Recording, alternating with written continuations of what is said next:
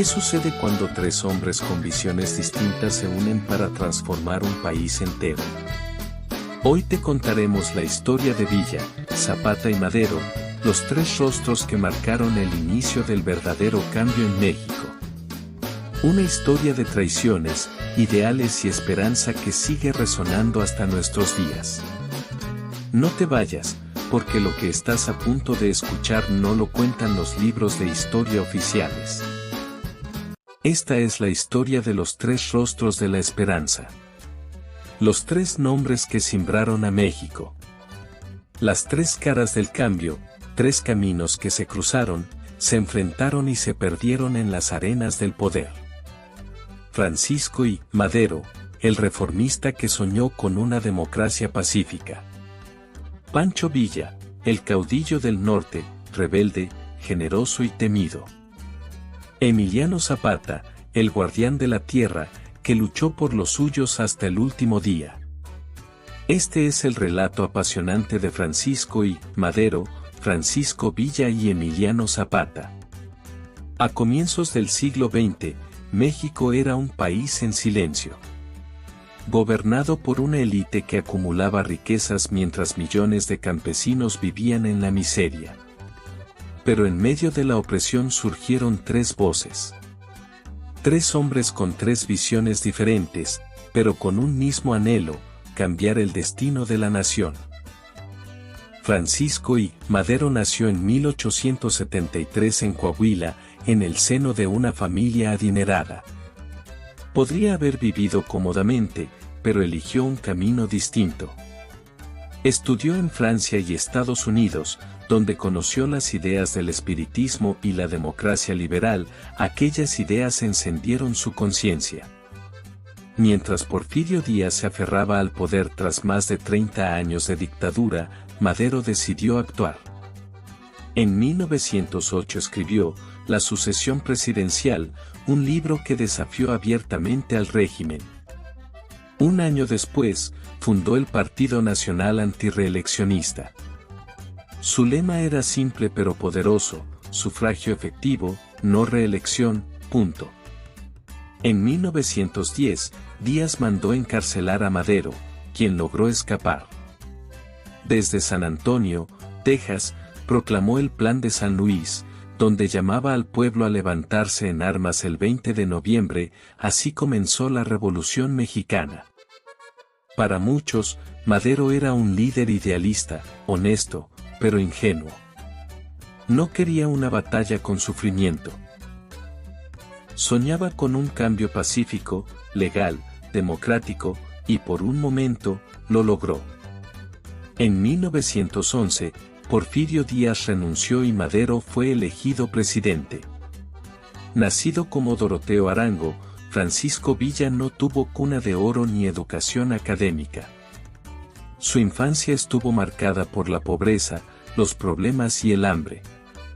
Villa era un estratega nato. Inteligente, carismático, temido, pero amado por su gente. En Chihuahua, formó la División del Norte, el ejército revolucionario más poderoso de la época. Miles de campesinos, obreros y soñadores se le unieron. Villa no ofrecía promesas, ofrecía acción. Redistribuyó tierras, saqueó trenes para alimentar al pueblo, construyó escuelas, hospitales, y hasta filmó sus propias batallas para financiar su revolución. Su objetivo no era el poder político. Era algo más profundo. Yo no peleo por mí. Peleo por los que no tienen voz, por los que no comen, por los que no pueden levantarse solos. Pancho Villa no era perfecto. A veces arrebatado, a veces impulsivo, a veces caótico. Pero jamás fue indiferente. Fue el general del pueblo. Mientras Villa cabalgaba el norte con dinamita y pólvora, al sur del país otro hombre se convertía en mito. Emiliano Zapata, campesino de Anenecuilco, Morelos, conocía el dolor de ver su tierra arrebatada por los hacendados. Su historia era la de miles, trabajar de sol a sol para enriquecer a otros. Zapata no quería discursos, quería tierra. Por eso nació su grito de batalla. Tierra y libertad. Su ejército, el Ejército Libertador del Sur, estaba formado por campesinos descalzos, hombres y mujeres que luchaban por recuperar sus ejidos. No buscaba cargos, no ansiaba la presidencia. Solo quería justicia para su gente. Hubo un momento en la historia de México en el que el deseo de justicia, tierra y libertad dejó de ser solo un grito del pueblo, para convertirse en una causa compartida por tres hombres muy distintos, Francisco y Madero, Emiliano Zapata y Pancho Villa.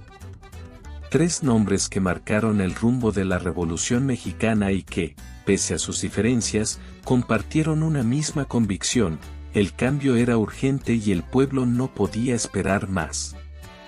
En 1910, tras décadas de la dictadura porfirista, Madero alzó la voz contra Porfirio Díaz con su famoso Plan de San Luis, en el que convocaba al pueblo mexicano a levantarse, el 20 de noviembre.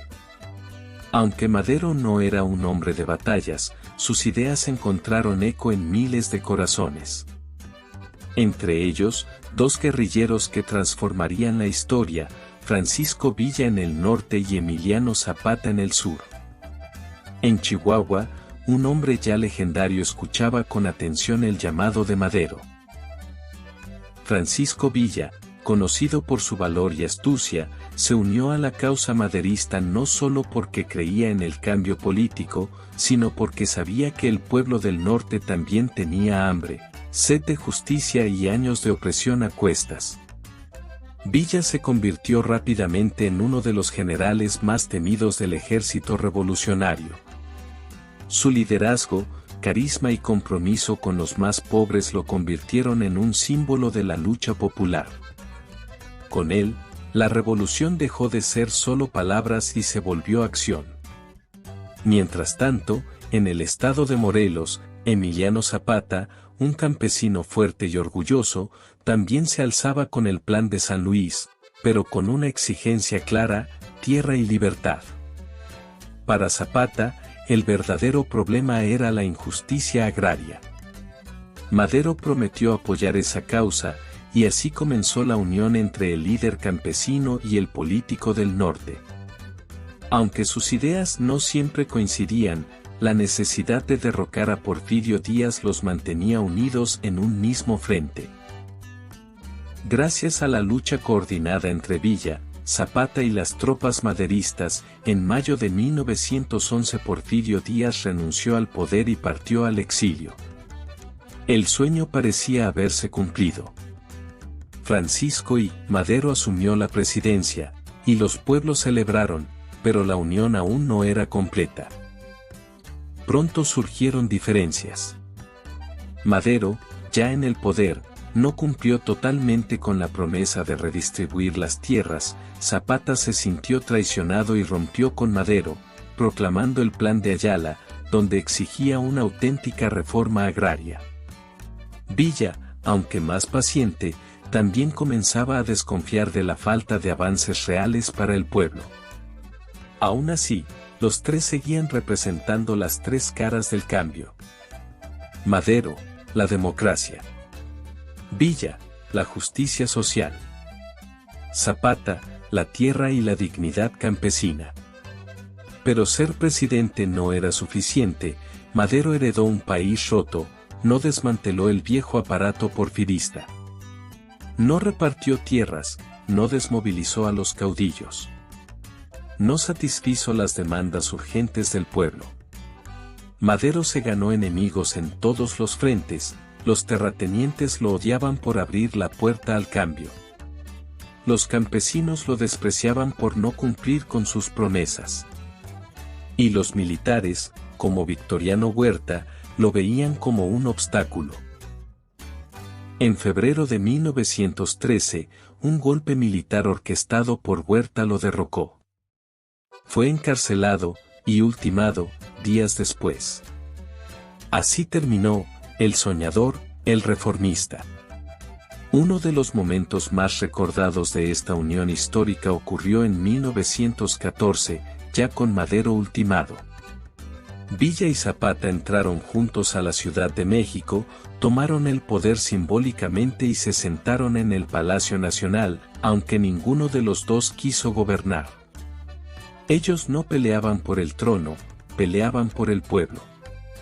Esa imagen quedó grabada para siempre, el norte y el sur unidos, el pueblo en el centro.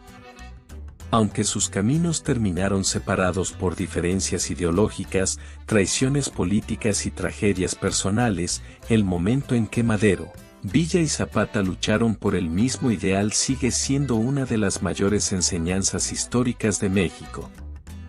La Revolución Mexicana no fue perfecta.